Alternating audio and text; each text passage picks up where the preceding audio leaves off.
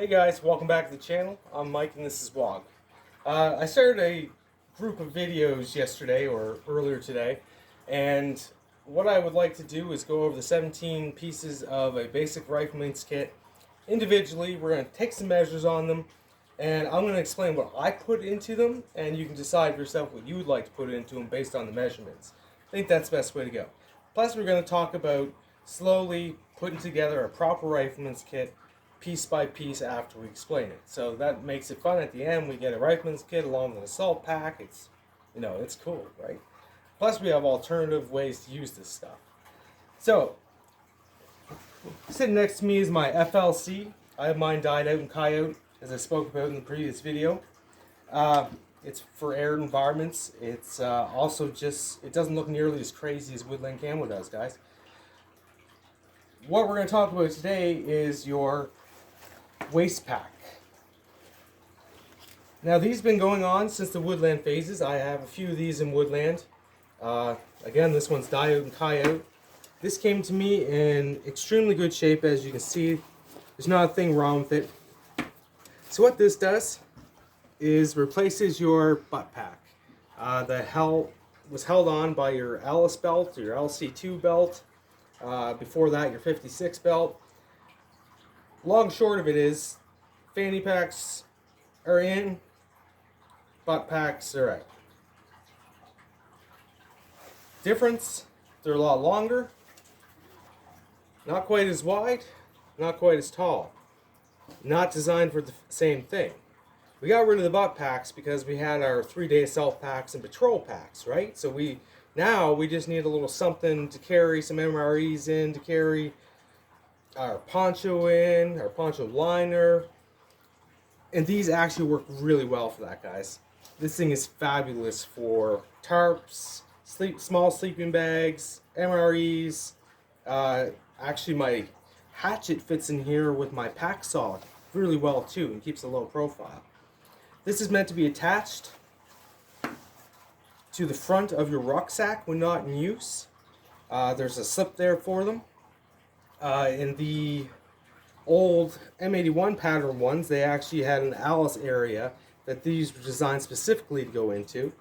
They also attach to the bottom of your 3-day assault pack to take your assault pack to a whole new level with like a sleep system carrier of some sort, like a woolly blanket, right?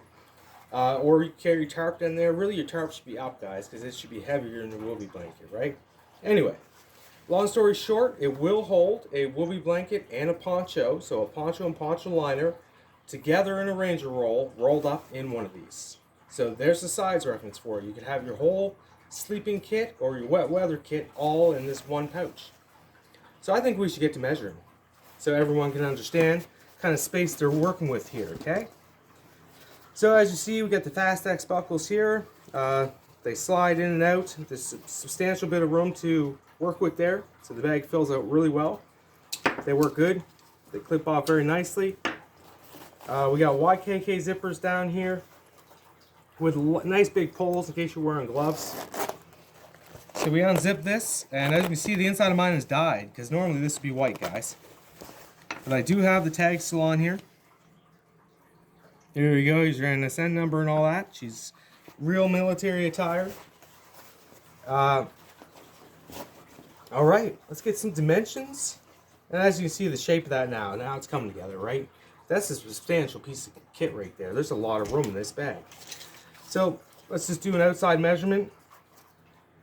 We can safely say it's 16 in total, let's say 15 workable, right? 15 inches long at capacity. We are at 7 inches tall and deep.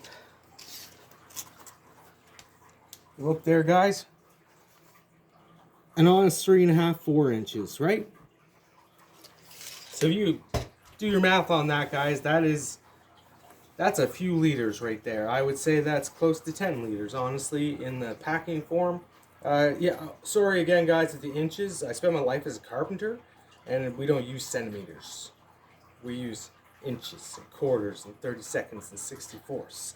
So, regardless of what I was taught with the metric system in school, I don't remember any of it because I spent so much time in standard that I just don't understand centimeters and millimeters. It's makes it hard. At the same time, I'm kind of set my ways on that, and for my American people watching, inches work, right? It works for everyone. We all understand what we're talking about, right? So moving on. There's a lot of different things that fit in this pack. I can put my AquaQuest Defender. It's a 10 by 13 heavy duty tarpon here. It carries the weight really well. A really neat feature about these bags is, again, you have your molle webbing here, your pals. So this can hook, it actually hooks right here on your vest. Right under these two loops is where that would sit. And that allows that to carry just properly. And again, if you're not wearing it, you would have it attached to your rucksack. So you have that way of carrying it, but also, one thing a butt pack didn't have that these do have is this. They have a 2-inch strap with a huge Fast X buckle. Allows you to wear it as a fanny pack, or if you need to get to this stuff, you just slide it around the belly, guys, and it's sitting up here as such. So you can get to everything you need to pretty close there. Obviously, you're not going to leave it there when you're doing anything, but the fact you can just slide it around and do that is quite a nice feature, right? Again, it's a quick, and it stays that way. Once there's pressure applied to that, don't move, right? So this will accommodate quite a large waist. Quite a large waist. I don't have to have it that high. I get some straps on both sides. Makes me happy in life. So again, this is a key feature to this pack that wasn't in our butt packs before. They, you know, you mount them with Alice, and you could put the straps through things and mount them that way. Or it had little D-rings on the side, so you could wear it, or sort of D-rings on the top, so you could actually put a universal strap on it and carry it like a haversack. This is a better design to wear with a fighting low carrier and an assault pack and stuff, right? Because your assault pack's not quite all the way down, even with a shorter torso. So these things, they're quite neat. And again, these particular packs here, you can get, honestly guys, I've seen them for $5 on surplus sites down stateside there. Obviously here we don't pay that kind of thing for them, but I will say something. The entire kit that I had in my previous video sitting on this table cost me just over $112 Canadian. That's a joke. Like, that's thousands of dollars worth of M81 or OCP camouflage. But again, with the UCP or the ACU, it was a lot cheaper. But the market is drying up. I've noticed that. So this as a standalone bug-out bag for an urban survivalist or something like that, it's perfect, guys. This is more than enough to get you through 3 days if you had food, water, shelter, smaller shelters, right? You could put it all in this one bag, carry it around the waist, throw it over your shoulder. This is a great general purpose bag. And I know fanny packs haven't been cool since the 90s, guys. We all know people from the 90s are the coolest. That's all there is to it. So there she is. We gave you the measurements on that. Again, some alternative things. You can put your whoopee blanket and your poncho connected in here together. You can put a 10 by 13 heavy duty tarp in there. You could put a Transformer from One Tigress and all of the accessories you could ever need for something like that in this. Again, my hatchet and my small pack saw fit in here. It's a great place just to store MREs or gloves. And this is Kedora, guys. It's tough. Like, it's not just a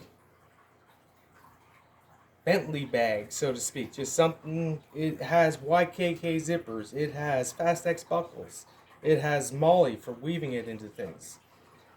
This is a great piece of kit to look into. And next time, we're going to work from the back to the front. So on my next video, I think I'm going to cover the canteen/utility pouches. You would carry them next to this on your FLC. And thanks for watching, guys. Like and subscribe, and we'll see you next time.